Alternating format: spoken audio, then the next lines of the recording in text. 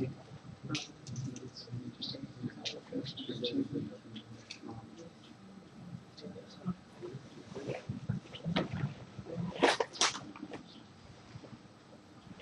alaikum wa rahmatullahi wa barakatuh. Bismillahirrahmanirrahim. Alhamdulillahi rabbil alameen wa salatu wa salamu ala rasulillah. We're on page 112. Know that a believer's truthfulness is tested in every situation. He will expose himself to tribulation. He watches over himself for the sake of God. Be steadfast in the path of truth. The people's love will come to you.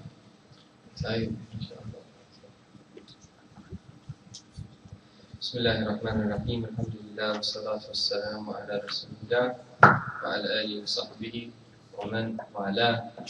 Alhamdulillah, that the words of the Arifin, of the Gnostics, of the ulama, the Amidin, that those who know and act upon the knowledge is that they have an impact upon the heart. And that especially those that have gained this great title, those who focus upon the state of their heart, which is a very lofty thing to do. And this is why that they've been given a title traditionally amongst our ummah. And even though nowadays it's become a taboo word, the word Sufi, but this word was a word of ta'lim.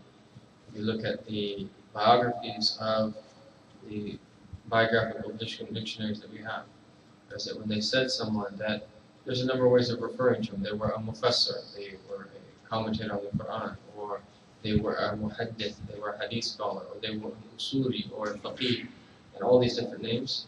Is that at times they would also say that he was a Sufi. And that what that meant is that he was a person of ihsan, and that they were people that focused upon the science of the heart.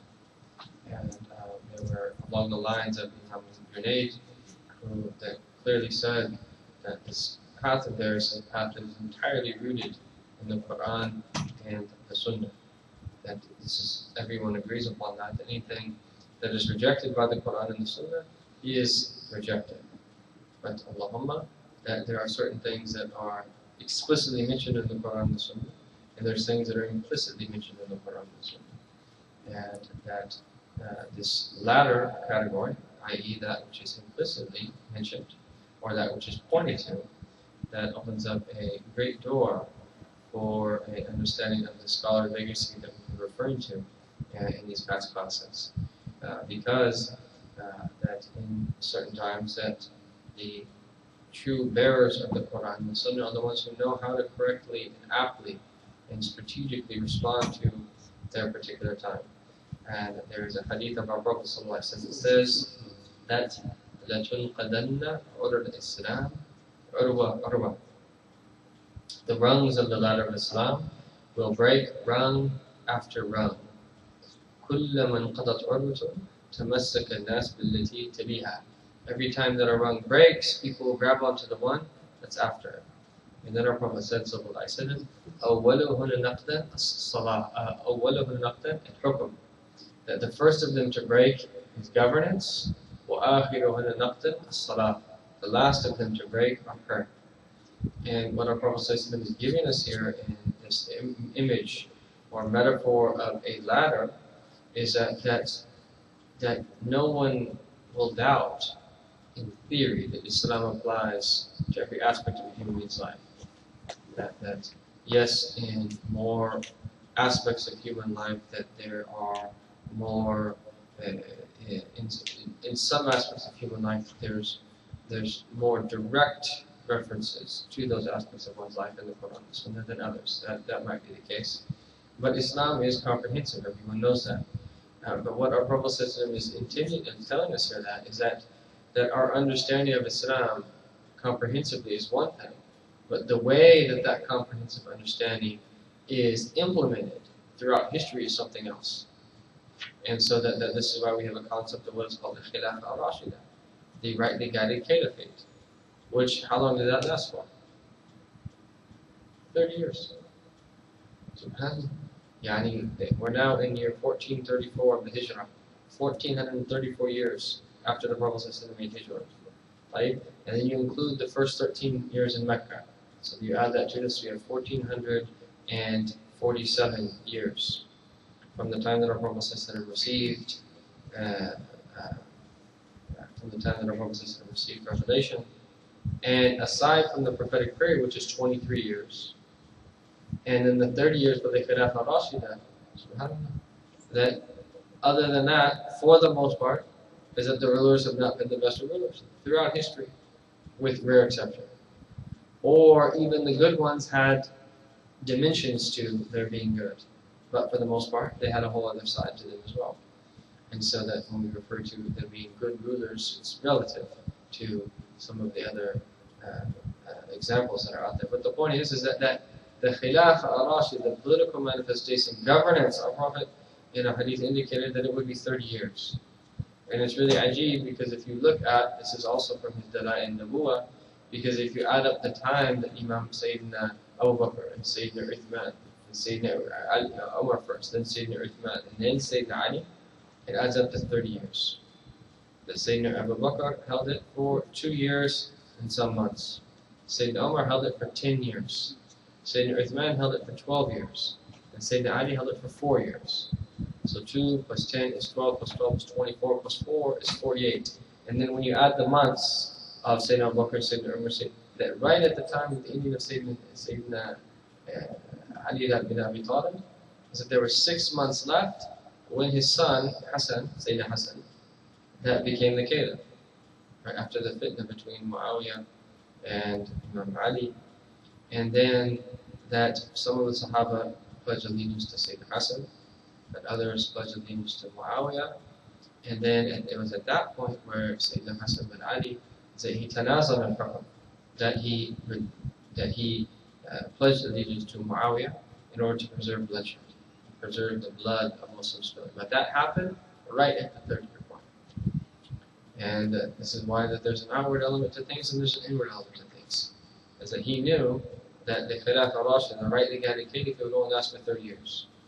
And that's it. For most of history, that the son of Muawiyah, that Muawiyah was a Sahabi. In the end, Muawiyah was a Sahabi. And he was from the Kuttab al-Wahy, from those that wrote down revelation. And so that we don't ever say anything about a Sahabi in a negative light, except that we say that he was wrong in ijtihad and say that he was right. But they were both mujtahid, and they both fought for the haqq, but we say Sayyidina Ali was correct. And he gets 2 rewards for making his ijtihad and for the fact that he was right. As for the son of Sayyidina Muawiyah, he's something else entirely. He was from the Tabi'in, and that he was not a good person whatsoever, not known to be upright. And that's a whole different story. His son, Sayyidina Muawiyah, was a Sahabi. Anyhow, that our Prophet indicated this to us because that from that early time and until the end of time is that you will have a successive breakdown of the rungs of Islam. And that what we take from that meaning is that how do we know that the time that we're in, so which rung should we be holding on to? And from here that you can correctly understand that oftentimes that people are speaking in this light of, let's say, whatever it might be, that Islamic economics and so forth, is that absolutely, that Islam has a lot to say about economics, but where is Islamic economics taking place? Is that even in the Sharia compliant loans and all the Sharia banks and so forth, that yani, it's better that we not call it Islamic, because the fact of the matter is it's not Islamic. The very best that one will find in the modern banking system, whether it's quote-unquote Islamic or standard, is that yani, maybe that you can use a hila, a legal stratagem to cut a little bit of room for yourself to do something that hopefully is not downright haram. I mean, that's the most that you're doing. If you think that it's truly Islamic, that you, I don't mean to burst anyone's balloons out there, but it's often better that we just tell things as it truly is. It's not really Islam. It's all a part of a system, right? That every person's dollar and anywhere in the world is all attached to the worldwide monetary system, and that all of it has in it the traces of riba, of usury and interest. Anyhow, is that this was that if you look at the time which we live in, it doesn't mean that we don't work for solutions. But what it means is that we have to recognize the rung that's still in existence. And because our Prophet told us, every time a rung breaks, people hang on to the one that is after it. And you could extrapolate the meaning from the hadith that if you are trying to hang on to a rung that is already broken, that perhaps that it might be that you should have just hung on the rung that was after it, and that way you'll prevent yourself from falling off the ladder. You are, in a sense, susceptible to falling off the ladder if you're hanging onto a broken rung. And it's not to say that it doesn't mean that rung is not a part of Islam. It is. But what it means is that in your particular time, that what rung is still there in place. Right? And that should be the focus while working towards long-term solutions to restore these other rungs. And this is why that you will find that the importance of the living scholar to correctly determine what is the best thing for us to do in any particular time. Okay, so back to the text of Imam Muhasibi, radiallahu ta'ala anhu, nafa'ana bih. Allah ta'ala bless us with the sum we're asking online about. The name of the book we're really reading from a book, Risalat, Mustarshidin, and it was translated by Imam Zayd as treatise for the seekers of guidance. I highly suggest that everyone gets a copy. It's very inexpensive online, and that one of the adab of books that we learned from Shaykh Hamza Yusuf, as I heard him say, he said that never once did I say that a book was expensive. Right? And that's proper adab. That yes, outwardly someone might not be able to afford a book, but that's one thing. But don't say it's expensive, right? Because no book is expensive. These treasures, that if you buy it from Amazon, I think it's like $8 or something. The treasures that are in here, right? Even if it were $800, that what does $800 equal to the treasures that we've already taken? We're only about halfway through. Now we might not be able to afford this book if it cost $800, but that's one thing. But it's not expensive. That these books are priceless. Every book, every religious book, is priceless. So this is titled Treatise for the Seekers of Guidance. So he says here that وَاعْلَمْ أَنَّ الْمُؤْمِنَ مُخْتَبَرٌ صِدْقُهُ فِي كُلِّ حَالٍ لَا إِلَهَ إِلَّا اللَّهُ. Know that a believer's truthfulness is tested in every situation. And so that all of our different scenarios, circumstances that we're placed in, it's a test. It's a test of our sidq, of our truthfulness and our sincerity. And that you will find that as a person is put into different situations, if they rise to that occasion, that they will then show their true sincerity. And this is why that oftentimes as well, that people enter into this religion and that enjoy it for the initial moments, which are very euphoric and very pleasurable. But then oftentimes when it gets down to the nitty-gritty of really working on yourself, is that you recognize, even if you become Muslim, or even if you start practicing your deen again, that if you became Muslim, our Prophet told us that Islam that removes the sin of all the sins that came before. However, you're still with you. As that you are you. You know, and that many of us that have had a jahiliyyah, that it takes a long time. Alhamdulillah, it gets better. You stop thinking about certain things. You oftentimes will have memories when, you know, you see a commercial or you pass by something or you go to an old area. You do have nostalgia. But the point is that it takes a long time sometimes to uproot certain aspects of yourself. And that's really what it's all about. It's about putting in that hard work long term so that someone can attain a qalb salim, a whole heart. And about which our Lord told us, subhanahu wa ta'ala, يَوْمْ لَا يَنْفَعُ مَالٌ وَلَا بَنُونَ إِلَّا مَنْ أَتَى اللَّهَ بِقَلْبٍ سَلِيمٍ. That on the day that no wealth nor children will avail except someone who comes to Allah with a qalb salim, a whole heart. And that's what it's all about. So every situation we're in is a test of our truthfulness. And he says he will expose himself to tribulation. And that what is meant by that is that he will be tried and that he must seek himself to be patient and to end those tribulations. Is that he will be exposed to tribulation. All of us will be exposed to various degrees of tribulation. From the blessing and the mercy of Allah is that He only will try us to the extent that we're able to bear it. This is from Allah Ta'ala's mercy. Now, رَقِيبٌ لِلَّهِ عَلَى نَفْسِهِ. He watches over himself for the sake of God. And again, we have this idea of personifying ourselves as if it is another person. It's us. Right? It's us. But we have to watch over ourselves. And that you have to be raqib. Raqaba yarqubu. Sayyidina Abu Bakr Siddiq said that urqubu Muhammadan bi ahl baytih.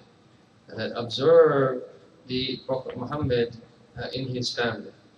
Observe the Prophet Muhammad in his family. And that Raqaba yarqubu is to observe. And that this has an outward meaning, that when he says urqubu Muhammad bi ahl baytih, that observe the rights of the Prophet in relation to his family. But also, urqubu Muhammadan, that observe Muhammad, the Prophet himself, in his family. Meaning that there's a special benefit that you can attain. And that this was a very common understanding that we have. We have love for the family of the Prophet because that they are his family. Just as anyone that you respect, naturally, because you respect them, you're naturally also going to respect their family. And you're going to respect their companions. You're going to respect what it is, anything that is affiliated to them in any way. And that the Ahl Bayt, that it is come in the Quran, that our Prophet says, that Allah Ta'ala says that قُلْ لَا أَسْأَلُكُمْ عَلَيْهِ أَجْرًا إِلَّا الْمُوَدَّةَ فِي الْقُرْبَى. Say that I ask you for no recompense except love for my qurba, which is one of the names of Islam, for my family. And so that the Prophet ﷺ did not ask for any recompense. That قُلْ إِنَّمَا نُطْعِمُكُمْ لِوَجْهِ اللَّهِ لَا نُرِيدُ مِنكُمْ جَزَاءً وَلَا شُكُورًا. Say that we only feed you for the sake of Allah. We do not want any recompense or any thanks. And that is the way of the people of Allah. Is that they don't ask for recompense for anything that they do.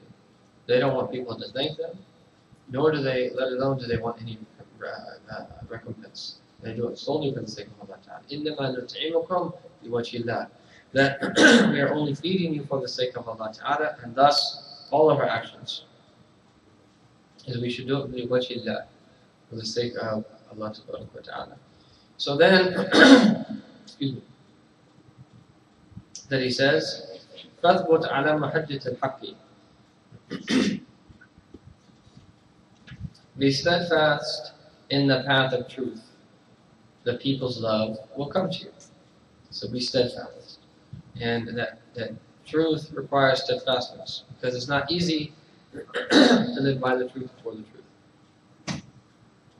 Is that in the perennial battle of good and evil, is that there will always be people that will oppose people of truth. Or there always will be people who stand in the way of people who stand for truth. And this is why if someone's going to live for the truth, is that they have to be steadfast. It's not easy to adhere to the truth, and that almost every time that you go out, that people look at you a certain way, or they treat you a certain way, or they think of you a certain way, time and time again, that wears on people at times. But how can we be steadfast in light of traveling a path of truth? And that's just one example. Likewise, that trying to stand for truth in the spiritual path is that oftentimes people conflate their culture from the deen, and sometimes is that there's something that you know is true in relation to the deen, but that person you're dealing with thinks that just, they're looking at it from their cultural perspective, wherever they're from in the world, and that they can't see outside of their individual perspective, but you know that this is something that's true in the deen, and you have to stand for it. You have to be steadfast in that. So, if we're going to live a path of truth, which is one of the greatest things that we can do, is that we have to be steadfast. And then that the result of this is that تَأْتِيكَ مَوَدَّةُ الْحَقِّ, is that the people's love will come to you. And it might not be in the moment, but look at all the heroes of the people of the past. where in the moment were you to have seen these people, people would have hated them. People would want them to have taken their life.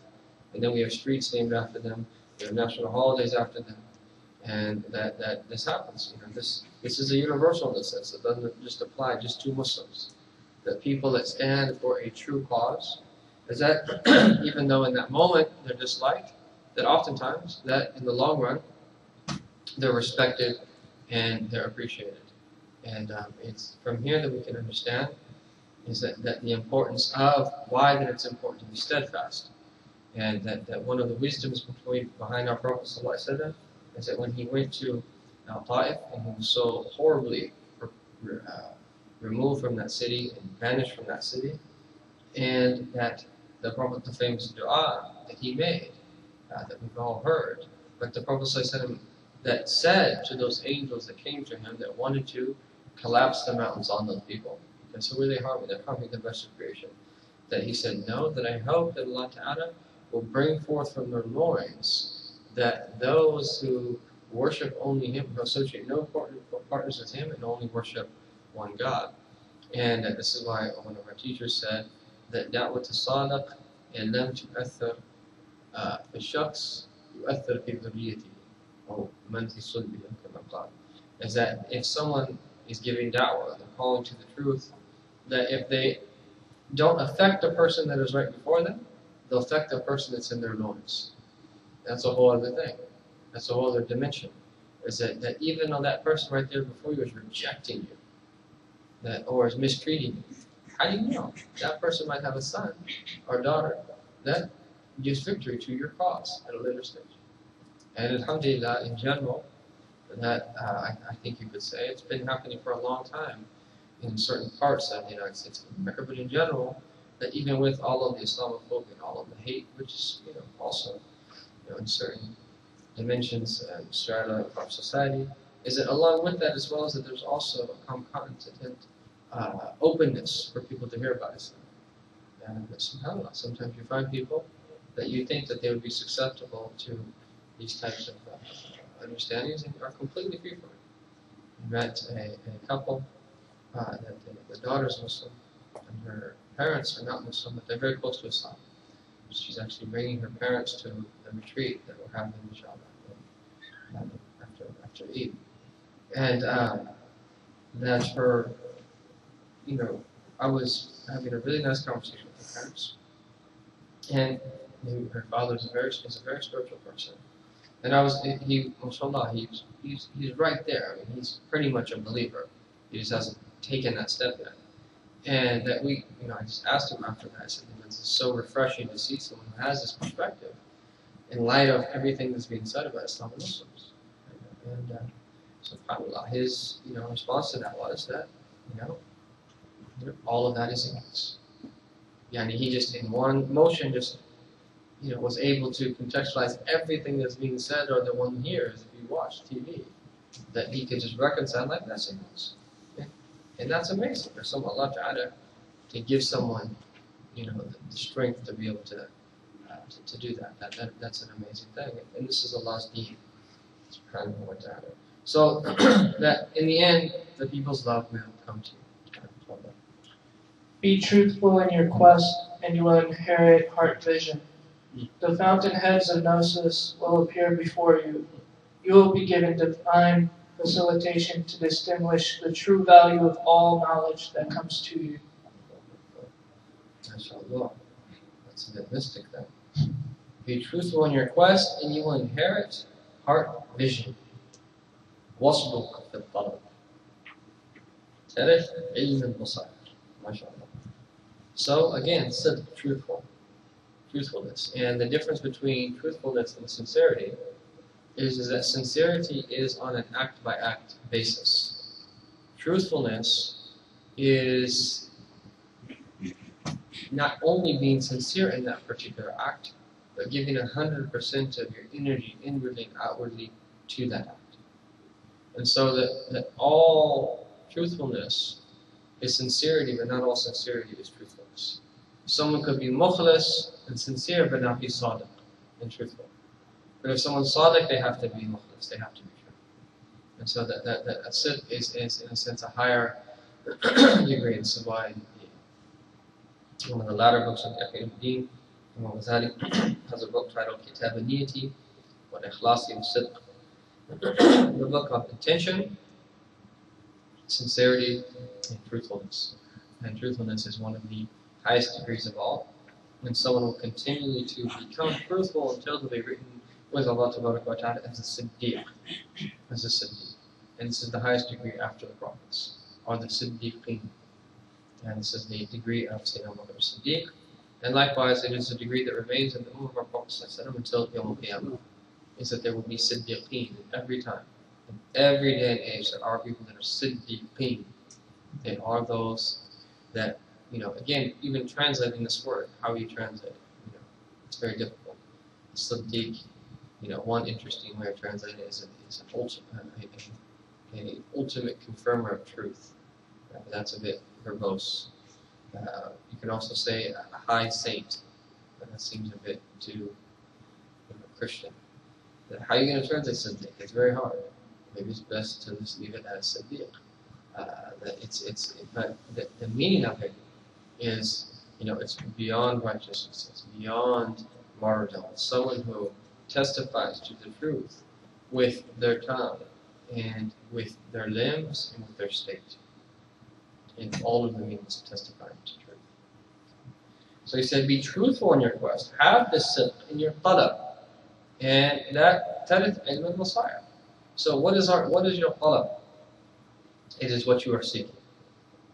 And that nowadays is that you find there's a lot of different things that we can order. It's always amazing when you go into the Muslim world, especially in the Gulf countries for some reason. I'm not picking on them, but it just happens to be where you see it more than other places. And people come up to the menu, and they're just like master orders, right? Give me this, I'll take a cheeseburger, my fries, and after that, this baguette, after that. They're like master orders from like menus. And that's one thing, to learn how to. And you find other people walk into Starbucks, the people behind them getting all upset. You're like, wait, is a tall, a small, or is that a medium? Why are you also, they don't even know how to order properly, right? Which is actually not a bad thing. That's a knowledge that ignorance of it won't harm you, even if the people behind you get bothered by you. But the point is that there's another type of talab, of ordering in that sense. It's not really ordering, of asking, which not a lot of people are good at.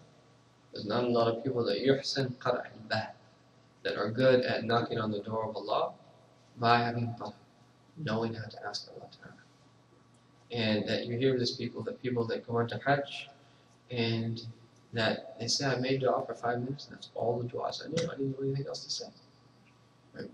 That might be the case, but the point is that we have to acquire this in ourselves, of learning what to ask for, and how we ask, and the way to ask, and the good ways of asking, what are the traits of the ones asking. Husn al-talab.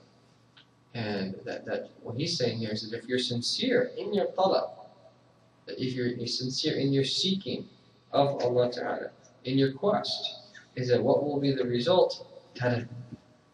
You will inherit ilm al-Basair, the knowledge of inner sight. Basair is the plural of basira, meaning that there's an internal sight that one can be given. And this is one of the great knowledges of this deed, that we affirm its existence, and that someone can attain this. Then he says that the fountainheads would also be a result of this. وَتَبْدُو لَكَ عُيُونَ الْمَعَارِفِ. The fountainheads of gnosis will appear before you. Right? And ma'arif, he translates it here as gnosis, the plural of ma'rifah, and that meaning that there is a mystical type of knowledge out there. And unfortunately, when we use this word mystical, you have to say a qualified statement, because people think nowadays of mystery, they associate it with things that are beyond its original use. They associate it with, the mystery novels and stuff like that. But the word mystery is a very good word, and that a mystery is quite simply something that can't be understood solely through your intellect. Right? There's another tool internally to understand it. And that's why the word mystic is a very good word. It does have Christian connotations, but if you strip it from that, in principle, it's a good word because it's someone that has another source of knowledge coming to them. The al-Mustafa is an example of this source. There are other sources of knowledge. And an example of a metaphor for these different sources are the difference between the ways in which you receive water. You could have a reservoir that has a spring from within, and that even if there's no rainwater, that reservoir remains full because it's being filled from within. Then also, you could have a tributary of a small little river that branches off a larger river that ends up going into like a lake, right? And that in the dry season, that lake might dry up or it might lose its water. You could channel water into something outwardly, which is an outward way of doing that, which is a beautiful thing. Or you could have that come from within. And there's a hadith that our Prophet his narrator have said, "Man akhlasa lillahi 40 sabahan," whoever sincere to Allah Ta'ala for 40 straight days, تفجرت ينابيع الحكمة من قلبه على لسانه. Is whoever sincere to Allah for 40 straight days, the springs of wisdom will pour forth from their heart onto their tongues. The springs of ينابيع الحكمة. ينبوع ينابيع الحكمة. The springs of wisdom. So there is this other type of knowledge, or yun al-ma'arif, that he refers to here as the fountainheads of gnosis. And then he says that you will be given divine facilitation to distinguish the true value of all knowledge that comes to you. And what knowledges do we really value? That's a big question. There are, without doubt, even though this is an unpopular word in the modern world, that there is a hierarchy of knowledge. There are certain knowledges that are better than others, and that all knowledges, compared to the knowledges of the Sharia, is that they are inferior. That all knowledges to knowledges are inferior to the knowledge of the Sharia. Is that the reality of knowledge is the Quran and the Sunnah of our Prophet. That is the reality of knowledge. And it doesn't negate the fact that there's other good knowledges to learn. But this is the supreme knowledge. Meaning that if you learn everything else but you learn that, you are jahil, you're ignorant. And if you learn that and you don't learn everything else, then you have everything that you need.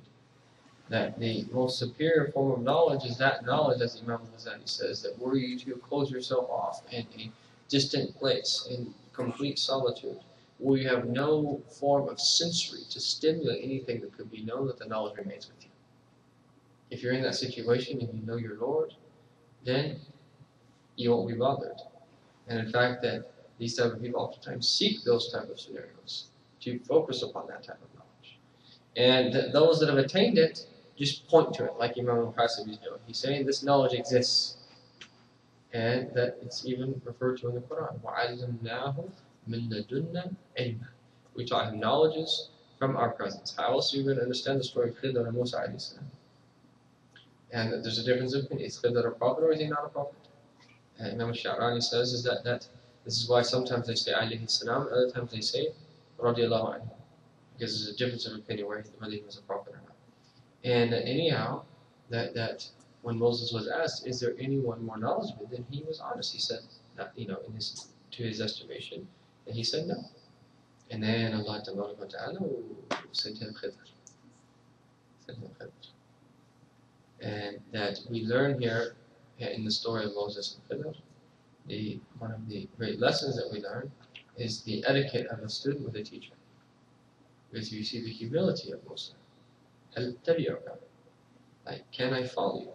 That such that you will teach me from that which you were taught of guidance. And the whole story about Moses' quest and everything he did, and meeting with Khidr. And then that what it points to though is that Khidr was given a knowledge that Moses didn't have. And this is why that it is said is that you can find in the fadl that which you don't even have in the mafdul. And so that you can have in someone that's been preferred in a particular overall, a trait in someone that is not as good as someone else, better than the person who is actually has a lesser degree. So what does that mean? That Moses salam, is better than Khidr, without doubt. He's from the ulul azam and al-rusul. But Khidr was given a knowledge that Moses wasn't given. And that similarly is that we say that Sayyidina Ali ibn Abi Talib is that he is the most knowledgeable of all of the Sahaba. Even though the tartib of Ahlul Sunnah wal Jama'ah is Sayyidina Abu Bakr, Sayyidina Umar, Sayyidina Uthman, and Sayyidina Ali in terms of afdaliyah. But no one was as knowledgeable as Sayyidina Ali. And so you can have a trait in that one is mafdul, that is better than even the fadl, the one who's been preferred. Okay? And so that he says here is that you will be given divine facilitation to distinguish the true value of all knowledge that comes to you, and that you'll learn to appreciate, these types of knowledge and know that this is the greatest thing that you can attain, and that the whole purpose of ishara is to point. It is to, in that sense, create in you a sense of longing, desire to want to attain whatever it is that one is seeking. And this is what these scholars do, and that they speak to people according to their level of understanding, because someone that's not inclined to these means might miss them, and that this is why that the language of the Quran and Sunnah is that there is in them, in both the verses of the Quran and in statements of the Prophet, allusions to spiritual meanings. And that the people are Arbab al-Basara, that they pick up those allusions and what they're pointing to. Advancement is for one who strives. Reverence of God is for one who knows. Reliance is for one who trusts. Fear is for one who is certain. Increase is for one who is thankful. So again, we have a series of statements by Sayyidina al-Muhasibi radiallahu anhu, and he says here that as-sabq liman amal, that as-sabaqa yasbiqu is to pass someone by. Usabiquna sabiqun ulaika al-muqarrabun, that Allah Ta'ala mentions in Surah Al-Waqi'ah. There's three different categories. You have the people of the right, the people of the left, and then you have the sabiqun. You have the foremost. Allah Ta'ala says that they are the muqarrabun. They're the ones that are close to Allah Ta'ala, and that sabq, though, that stems from amal, it stems from working hard to attain it. That you can't attain sabq, you can't be foremost, that if you don't work hard. And there's another verse where Allah Ta'ala says that ثُمَّ أَوْرَثْنَا الْكِتَابَ الَّذِينَ اصْطَفَيْنَا مِنْ عِبَادِنَا فَمِنْهُمْ ظَالِمٌ لِنَفْسِهِ وَمِنْهُمْ مُقْتَصِدٌ وَمِنْهُمْ سَابِقٌ بِالْخَيْرَاتِ. And then we bequeath to the book to those that we have chosen from amongst our servants. From among them are those that have oppressed their own selves, and from among them are those that are somewhere in the middle, and from among them are those that are at the foremost of all good. And that this is a very important verse, and that there is a whole theory that could be developed on how to deal with different Muslims according to their different degrees based upon this verse. There is an extremely brilliant book that Shaykh Hamza Yusuf wanted me to, entitled Sanan al-Muhtadin, and you would translate it something as the ways of the guided. Not here Sunan, Sanan, as in the Hadith of Prophet, and that تَتَّبِعَنَّ سَنَنَ الَّذِينَ مِنْ قَبْلِكُمْ, that you will continually follow the ways of them, which related to Sunnah also. You can generically translate it as the way of the Prophet. But Sanan are ways. You will follow the ways of those who came before you. They hear Sanan, the ways of the Muhtadin, and that he quotes this verse in the beginning. Because we have these different degrees of people. We have those people, but the beautiful thing is that all of them are from those that have been chosen. Because Allah Ta'ala mentions in the verse, ثُمَّ أَوْرَثْنَا الْكِتَابَ الَّذِينَ اصْطَفَيْنَا. All of them have been chosen. So meaning that the ظَالِمْ لِنَفْسِهِ, the one who has transgressed against his soul, he's still Mustafa. He's still chosen. The Muqtasid, the one who's in the middle, is still chosen. The Sabiq al-Khairat, the one who's foremost of all good, he's still chosen. Meaning is that this helps us have a good opinion of our Muslim brothers and sisters.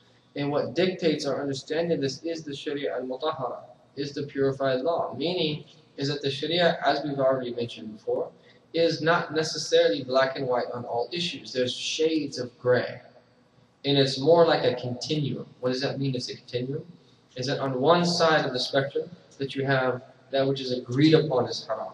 On another side of the spectrum, you have that which is agreed upon is an obligation. In the middle, you have things that are agreed upon that it is permissible.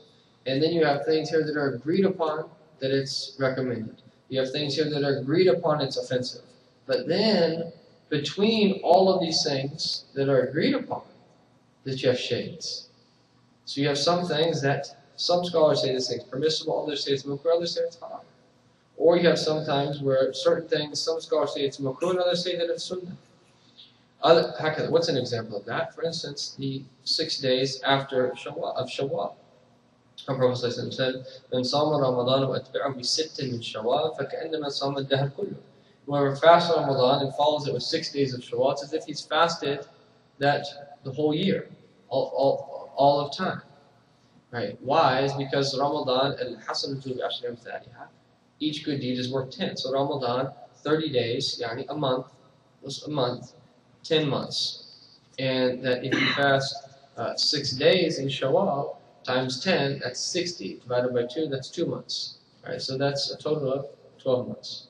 Now, according to the Shafi'i school, the best time to do it is that right after Eid, boom, then you fast the 6 days of Shawwal immediately. Which where I was in Tarim, that this is what they used to do on a good portion of the city. They have Eid, and then they would most of the people would be fasting for the 6 days of Shawwal. And in the Maliki school, however, that it's actually makruh. It's makruh to fast them immediately after Eid. And that Imam Malik's position in that is they feared that people would take it to be wajib, an obligation. And, rahimahullah, may Allah have mercy upon all the great Imams, who every one of them had, deep insight into why they had the position they did. In the Hanafi school, I'm not sure what the ruling on that is. But the point here is that we have different people that have different abilities. And that as long as someone is within a valid difference, you cannot say that they're dal. It is the essence of bid'ah to say that they're dal. You can say that they're dal min nafsihi, but you cannot say that they're dal. What does that mean? You cannot say that they're misguided. If there's two opinions, and one says that it's permissible, the other says that it's haram, and they're following that opinion based upon their knowledge of it being permissible and not haram, is that you cannot say that that person is astray. You can say that he's zalim li nafsi. He could be oppressing himself because there's a better thing to do, but you cannot say that they're astray. In general. And that is a very important door that opens up for our interactions with other people. Otherwise, that we could have a whole lecture series on this topic, which I've been meaning to prepare something on this for so long, and I've never had the chance to do it, of combining something like the book of Mizan al-Kubra by Imam Sha'rani and Sanad al-Muhtadin by the great Imam Ibn al-Mawaq, and there's another book called Qawd al-Tam by the great grandson of Imam al-Haddad, and another important book by one of the Hadrami scholars, Habib al-Nas. I wanted to combine this and to do something on this, but unfortunately I've yet to have time to do it. Inshallah ta'ala, if Allah ta'ala extends our life, that we will someday hopefully have an opportunity to do that, because it's really, really important that we have a correct approach to law, and that we understand the principles that are associated with law. And it would help so much at our individual level and our community levels if we understood this. So what he says here is that if you want to truly, that if you truly want to be advanced, it's for the one who strives. Okay? And then that reverence of God is for one who knows. And this is how he translates khashya. إِنَّمَا يَخْشَى اللَّهَ مِنْ عِبَادِهِ الْعُلَمَاء. That it is only the ulama that have khashya, that have this reverential, fearful awe. And meaning that khashya, that you can't have this trait if you don't have knowledge. It is an awe that goes along with knowledge of someone. Because you could be in awe of someone about their presence. But the difference between being in awe of someone based upon knowledge, which would be khashya, is that the more and more you know about that person. And then that knowledge combined with their presence, that you're in a state of awe of that person. وَلِلَّهِ الْمَثَلُ الْأَعْلَى. And that reverence of God is for one who knows. وَالتَّوَكُّلُ لِمَنْ وَثِقْ, reliance is for one who trusts deep in their heart, relying upon the Lord. وَالْخَوْفُ لِمَنْ أَيْقَنَ, fear is for the one who's certain. Why? Because if we are truly certain of paradise and hell, then read the description of hell. That if you have certainty of hell, and you read the description of hell, and you believe that that's there and is going to happen, that there are going to be people that are eternally punished, how can we not have fear? How can we not have fear? And that unfortunately, that we're so spiritually immature nowadays, is that we can't openly talk about the hellfire. People get very uncomfortable speaking about hell, and that the concept of hell is one of the most foundational of all issues that leads to the questioning and doubt in many of the other branch issues that stem from it. Many of the theological issues, when you really get down to it and you really dig deep, that they point down to some of these major things that people have yet to become reconciled with, which oftentimes is that even though you're trying to wrestle with it intellectually, the way to reconcile them is not intellectual, it's spiritual.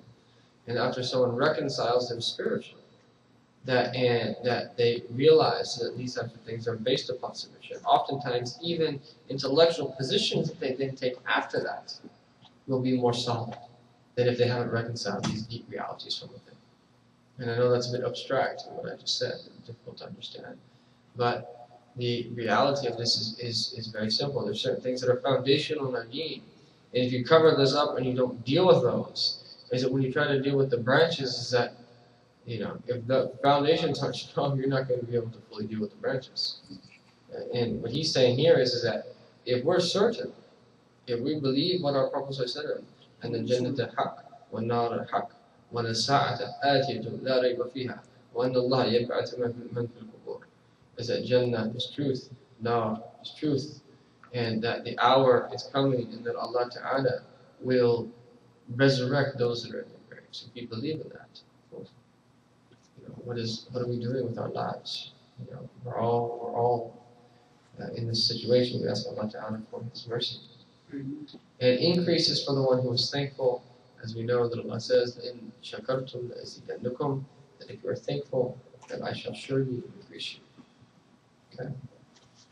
You should know that whatever understanding the servant obtains, it is proportionate to his intellectual sagacity, the existence of his knowledge, and his consciousness and obedience of God.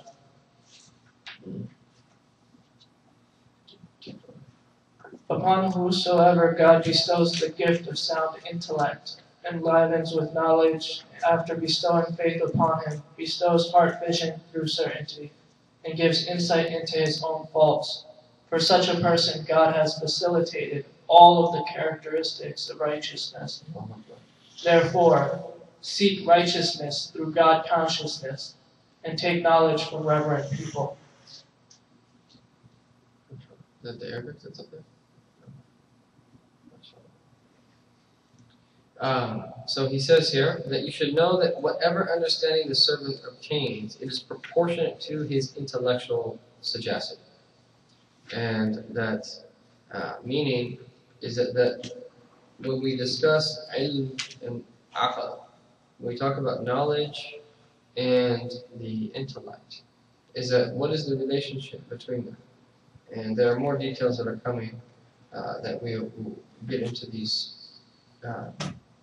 We'll get into those details shortly. But to preface that discussion, we will mention what Imam al-Ghazali says about this. Is that in the Ihya al-Madini, book 21, it's titled Kitab Sharhi Ajaib al-Qalb, the book on the wonders of the heart, explanation of the wonders of the heart, he says, is that there's two different definitions of the intellect. One is the lower definition, the other one is the higher definition. In the lower definition is that the intellect is synonymous with knowledge. So it refers to the article know, what is known. According to the higher definition of knowledge, is that the aql, your intellect, is your faculty for knowing, how you know. What Allah Ta'ala has given us, how this ability that He's given us to know, because we might not have thought about it before. But really think about, how do we know? Now, I'm not asking for a biological explanation, because it's only part of the story. There's biology can point to maybe certain places, that muscles and organs that are being stimulated when we're thinking, but it can't point to the reality of how we know. It can describe somewhat outwardly the phenomenon, but that actual process of knowing, that how do you explain consciousness? The fact that we are here aware, that you can't, reductionism doesn't fully explain consciousness. That it will explain an aspect of it, but that doesn't explain its true nature. And that is a very, very deep question. And Imam Ghazali has its own theory of how we actually really know. Because it's miraculous if you think about it. Just the process of learning and knowing, and how we actually know what is taking place. Right? How do I know when I look at the wall that that's green? How do I know that's a wall? How am I able to be able to combine an archetype to a tangible aspect of that archetype right before me? That is amazing if you think about that. But it gets deep and actually really confusing if you start to think, well, how do we know? And that Imam Ghazali has a theory on how that is, but it suffices at this point to say is that at the higher level of knowing, that, and this is a level that is even less tangible than even the ability for us to understand knowledge itself, because that's still, knowledge is intangible. Where does knowledge exist? Right? Someone says, oh, he has a lot of knowledge. Like, is there like a place where all that knowledge is being stored up in a physical sense? I mean, yes, it's there, but where is knowledge? Like, it's in the brain. Well, where in the brain? And how is it being stored? It's intangible. We can't get our hands on it. We can point to it. We can, see when we think about certain things and determine when, this part of the brain is working for memory or for whatever it might be. But the actual act of knowing that it's in a sense a type of mystery, and we can point to some of these things, but not necessarily hit it head on exactly what it is. So we'll come back to that, inshallah, when the discussion comes. And he says here, though, that it is proportionate to his intellectual sagacity. Okay, and that this is why it's so important to strengthen our intellect. Is that the aql, your intellect, is so important. Is that this is really, the goal is to have really strong intellects. Imam Ghazali goes into great detail about this at the end of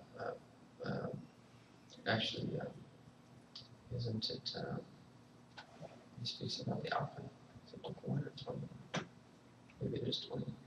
Anyhow, he goes into great detail about the importance of the intellect. Because it's to the extent that our intellect is strong, it's to the extent that we will have deen. It is inconceivable to have a strong deen without strong aql. Aql is very, very important, for even the very deen, our own deen. And his consciousness and obedience of God.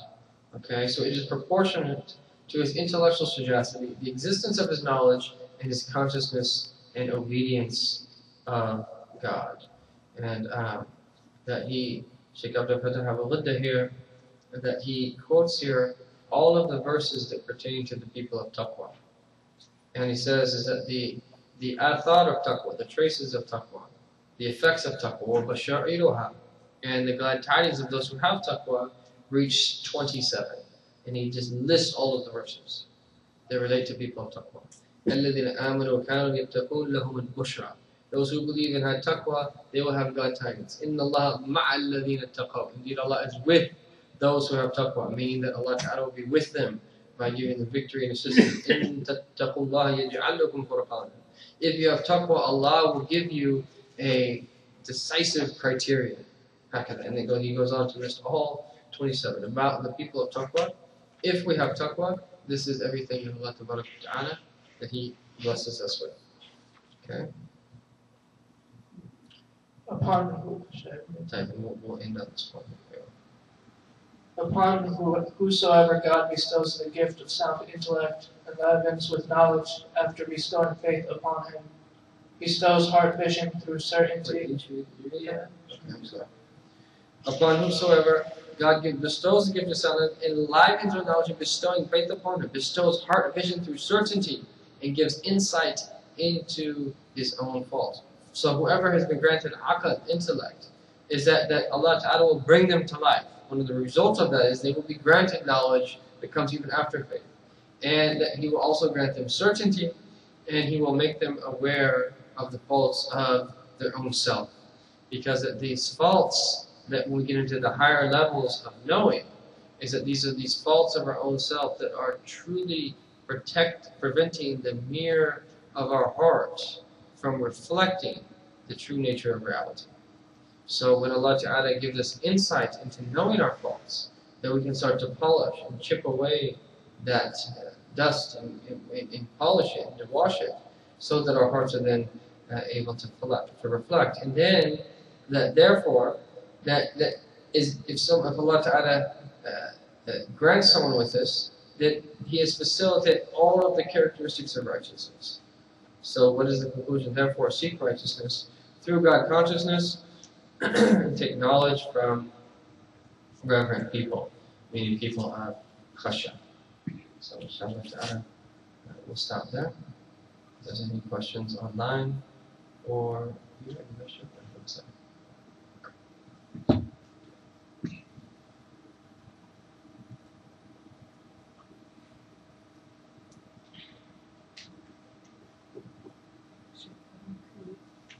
How do you create buy-in when you're trying to organize a community or to bring people together? How do you create buy-in so that people buy into whatever you're trying to do? How do you create buy-in? I think there's a number of things, but I think most importantly that it's important to just be real and just be truthful and sincere. And I think people have a sense oftentimes of who's sincere and who's not sincere. And there's other ways, obviously, ways of establishing, having people's hearts inclined towards that. Outwardly by being grounded in knowledge. Inwardly by that, truly caring and truly having mercy and truly loving people and the work that one does. All of these things, will naturally, without you even having to intend for people to buy in, people flock to people of those traits. And that if you really have love and mercy in your heart towards other people, people know that. And that they naturally have an affinity towards you if you have those traits. And so I just think it's as simple as just having everything correctly organized inwardly and outwardly. Inwardly, having these traits that are mentioned. Outwardly, having yourself together, having being grounded in knowledge and well presented. And if you do that, I'm sure that many people will help you. Alaykum salam. And Imam al-Ghazali's Bidayat al-Hidayah, Imam al-Ghazali describes the different methods in which a believer can spend his day. It is stated that one who spends his day seeking sacred knowledge, assisting the righteous, etc., will be placed in the category of the people of the front.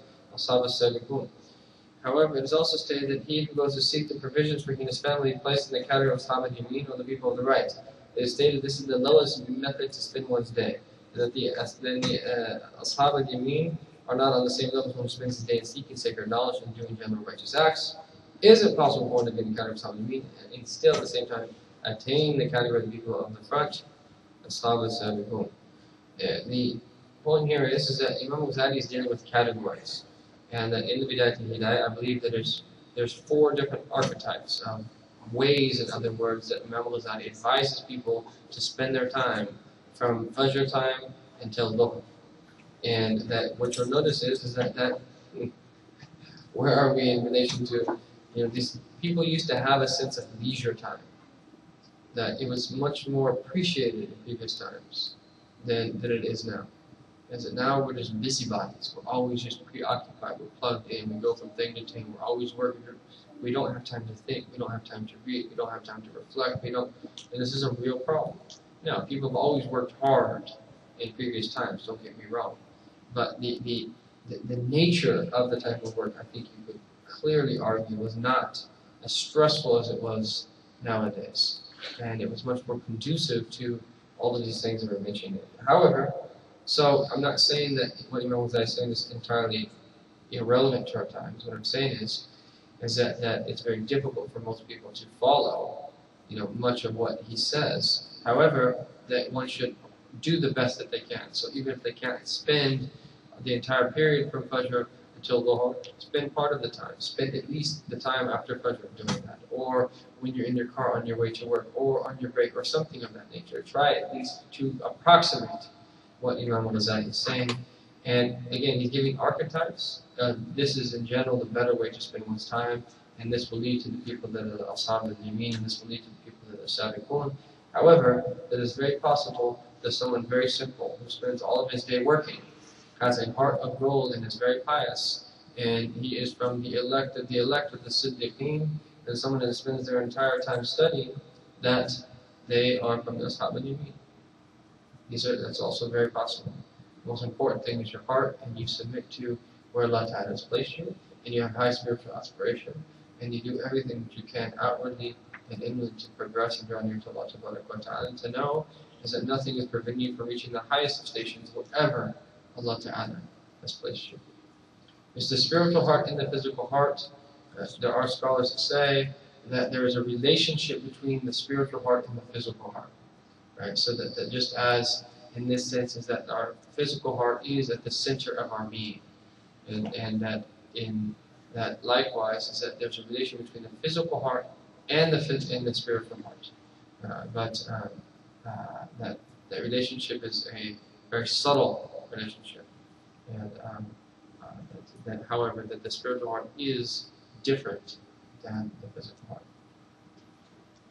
Could you please mention to us again the way in which one can reconcile his soul to the reality of an internal hellfire? We didn't get into that. That's its own topic in and of itself. But the simple answer to that is the verse in the Quran, does the human being have whatever it is that they desire? To me, the proof of the fire is how unbearably difficult it is for the human being to really come to terms of the existence of fire. That to me is the proof. Why? Because Allah Ta'ala does whatever He wants to do. It's part of rububiyyah. If Allah Ta'ala wanted to create us all and send us all to the fire to burn eternally, that's not unjust. Inna lillahi. Indeed, we belong to Allah. We belong to Allah Ta'ala. He does whatever He wants to do. Subhanahu wa Ta'ala. And so that part of coming to terms with the hellfire is realizing our limited nature as Bani Adam, human beings. And that we have a Rabb, and He does whatever He wants to do. فَعَالْ لِمَا يُرِيدُ. He does whatever He wants to do. And all we can do is submit. And then on this point, you'll find people, boom. They have arrogance. Why? Right? And that's the shaitanic archetype. Whereas Adam, Tawbah, and submission. And this is where there starts to be a very clear bifurcation between kufr and iman. And those that are willing to submit and accept as the things are as they are, and in the process better themselves and change their own destiny, that they are the people of Jannah. And the people that refuse to submit, and in their refusal to submission doesn't change the reality of affairs whatsoever. It still is as it is, and Jannah is Jannah and Nar is Nar, and it's their own decision that they've made in their own selves. So that there's other ways of explaining hellfire as well in a more metaphysical way, and that's probably better to have a private conversation. Alaikum salam. Khatri will take this as the last question, inshallah. Now, you've already touched on this, but as a summary of points, what are the fundamentals for why a heart becomes hardened, particularly of a follower of Deen? Is that and in recognizing these, how do we best remedy a hard heart to make it soft, pure? So I'll just combine it. The scholars mentioned that there are 5 overarching cures to purify the heart. Recitation of the Quran is 1, with or without understanding. 2 is praying at night, qiyam al-layl. 3 is at-tadarru' as-sahr, is that turning to Allah in the last third of the night. 4th is cutting back on your food intake. 5th is that spending time with the righteous. If you do those 5 things consistently, sincerely, and that you will find your heart become softer and softer and softer. And if you neglect those things, dhikr, Quran, turning to Allah Ta'ala, eating too much, spending time with wrong people, is that these are also, you could say, in a sense, that are the keys that open up the door for a hard heart. And that in general, though, that disobeying Allah Ta'ala and distancing oneself from His obedience and following one's lower desires are the quickest ways to bring about a hard heart. The quickest ways to bring about a soft heart are the opposite of those. Is that being a person of taqwa and dhikr, in meditation and reflection. That's how that goes best. Okay. You mentioned about the sacred knowledge and the value of the sacred knowledge. Where does the worldly knowledge depends in terms of, like, the whole world is seeking worldly knowledge, intellect and other knowledge. It doesn't mean that worldly knowledge is not important. The question was about worldly knowledge and sacred knowledge. It doesn't mean that worldly knowledge is not important, but it does mean is that our understanding of worldly knowledge has to be from the platform of religious knowledge. Meaning that in terms of the theory of integrating knowledge, understanding the concept of knowledge, but also in practice, is that the way that we use even practical knowledge is it has to be guided from the Quran and the Sunnah. And I would argue that this is one of the biggest problems in the Muslim world today, is lack of clarity on these issues and the monumental task that is before us to deal with that. That no one, even though people have been speaking about it for 20, 30 years, has even come close to even scratching the surface on how to actually do this. But this to me is one of the key issues of all of our time, is how to correctly understand and then implement this balance. But all knowledge, except the knowledge that Allah Ta'ala has forbidden us to seek, is important. Knowledge is important, and that all knowledge is honored. And but there's degrees of that knowledge, and it has to be seen for what it is. And the whole, even the worldly knowledges in of themselves, that they have various degrees of benefit, and in the hierarchy of some are better than others. And those benefits are based upon their fruits, and that their ghayat, like what are they ultimately leading to? What is the whole purpose of that knowledge? And this is why that they would say, for instance, that science of medicine will be superior to being a tailor, right? Because that this is healing human beings, and that is the fruit of that science is greater than the fruit of someone having a garment for someone to wear. Although that was never looked down upon, because that was a very noble thing to do, to be a tailor. So that there are various degrees, but the whole point here is that we don't belittle any sciences. And if I sounded like I was meaning that, I'm only saying it in that tone because it's the other way around. Most people belittle religious sciences, and they think this is just for the dumb people who can't do anything else. And that as long as we're in that state, we are not going to be given victories anymore. That we have what's called brain drain, not brain drain of people who are from Turkey or Egypt or someone else, all going to work for multinational corporations in the United States or government positions, oftentimes that things that are either downright haram or at least extremely questionable, and leaving their homelands. I mean but a different type of brain drain where all of our great intellects are going into worldly sciences, and that with taqleed, not even like thinking that, okay, maybe I should make a contribution in this science. And with complete taqleed and oftentimes ta'lim, is that really the kafa is superior to us, and the reason we're in the condition we're in is because we didn't do these knowledges. And to me, well, that has to be dismantled and uprooted from people's hearts. And as long as that's there, we are in bad shape. We've lost the battle. We might as well not go to war. Lost. And we have to turn that into, in a very unapologetic, way, how we approach these various things, and love all different types of knowledge. But we have to put everything in its proper place. And part of the chaos of our time is the misappropriation and the misuse of knowledge. I mean, look at what is happening. We even say in English, like, someone could be too smart for their own good. Look at what I just saw this. My wife showed it to me. It was like these tribal people, and that there was these quotes underneath it: no stress, no drugs, that no pollution, no, all these no's, no, that are like signs of our time. And then it says, and then like, who's civilized and who's not.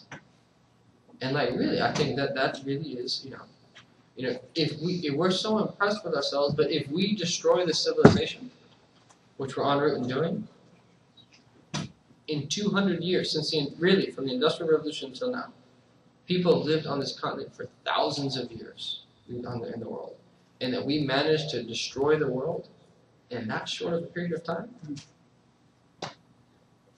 How impressive are all these things? Maybe in the moment, but in the long run, that if someone had a way of living that was sustainable, that allowed the earth to continue on, even if they didn't have, several hundred feet towers that they lived in, to me, who's really wise and who's really not wise? And so I think I think this issue we really need to revisit, and that becoming a physician, an engineer, all these types, any profession that is needed for the Muslim community to be a viable community is a fard kifaya. It's an obligation. So I'm not downplaying that knowledge, but where are the Muslim physicians that are truly being Muslim in their practicing as a physician? That many of them fall into the same tendencies.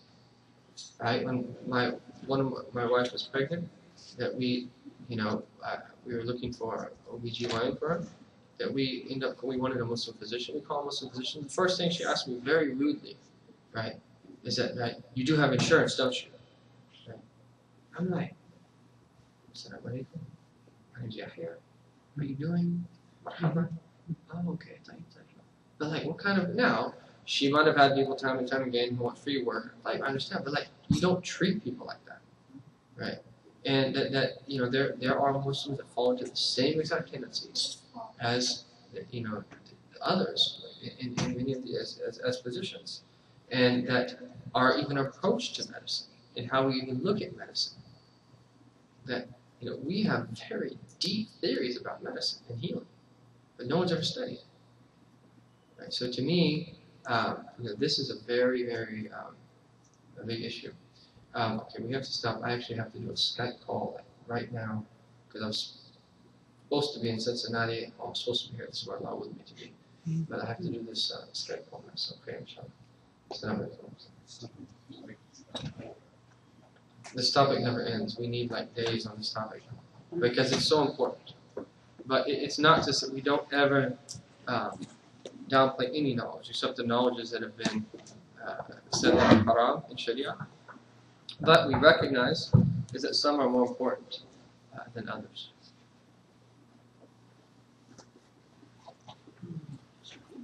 Okay.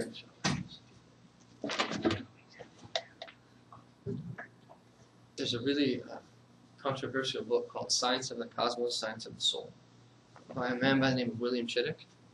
And aside from a few things that are a bit, I would say a bit questionable in it, it's a really interesting book. I would, anyone who's interested, Science of the Cosmos, Science of the Soul. It's really interesting. I guess Sayyidina Bakar is going to leave the Awrad. I'm going to seek out permission. I'll see you all.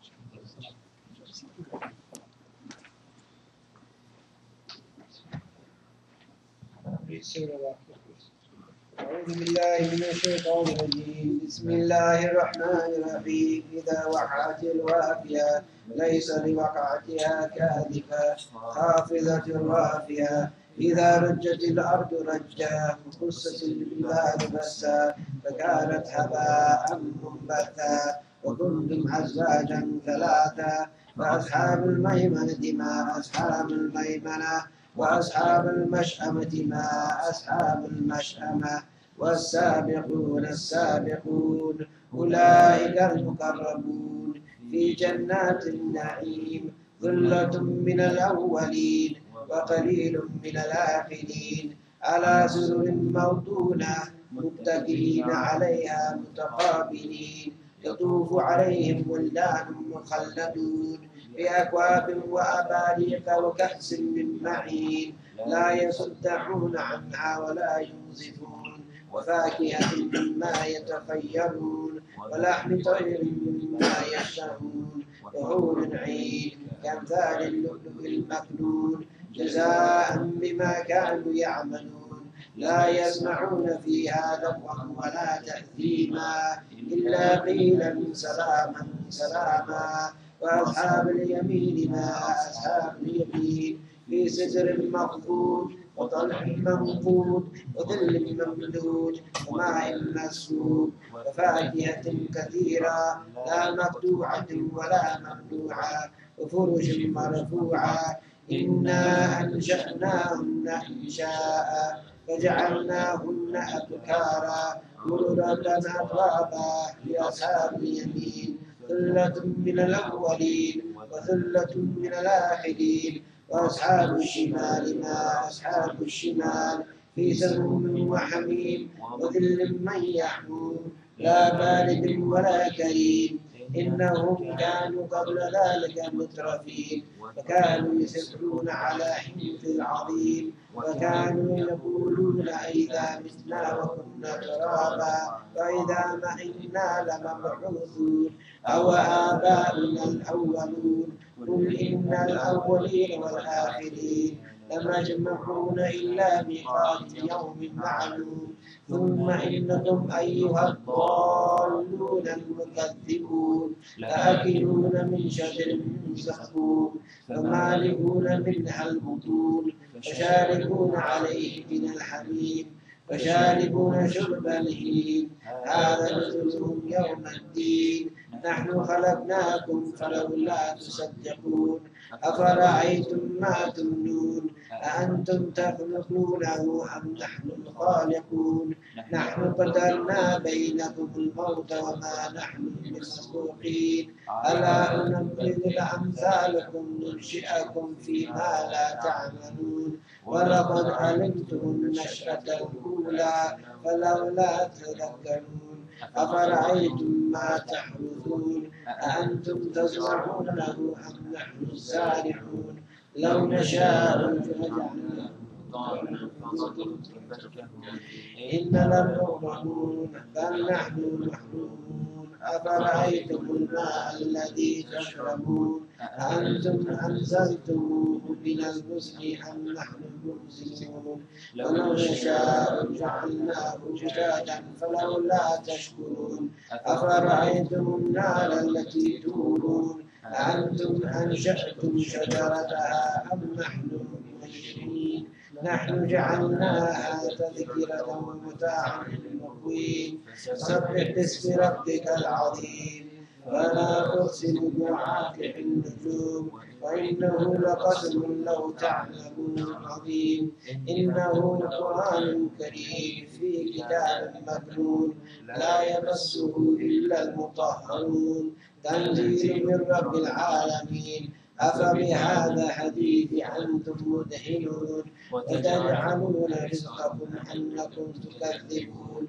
فلولا إذا بلغت الحلقوم وأنتم حينئذ تنظرون. ونحن أقرب إليه منكم ولكن لا تبصرون. فلولا إن كنتم غير مدينين وترجعونها إن كنتم صادقين. فأما إن كان من المقربين فروح وريحان وجنة نعيم. وأما إن كان من أصحاب اليمين فسلام لك من أصحاب اليمين. وأما إن كان من المكذبين الضالين فنزل من حميم وتصلية جحيم. إن هذا لهو حق اليقين. فسبح باسم ربك العظيم.